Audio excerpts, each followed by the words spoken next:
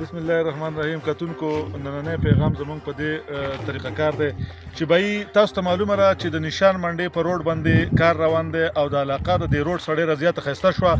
بیا مرګرو سوچ وکړه، د علاقې مرګري نوجوانانو سوچ وکړه چې په دې علاقه کې په دې پارم کې لکه مختلف بوټي نختر دي، کیکر دي، شنډۍ دي، لاچیانې دي، هر قسم بوټي دی. خو په دې کې مختلف بوټي دي. نور دا سوچ کړی دی چې میوه‌جات کوم بوټي دي لکه توتان شو، شاړي شو، املوکان شو، نانګرې شوې، دا د دې بوټو تخمونه راوړلي او موږ تاسو به ګورئ موږ په دې غاړه کرو. موږ دا نه وایو چې دا ځمکه د چا ده، دا زموږ قامي مشترکه ځمکه ده، د علاقه زموږ مشترکه ده.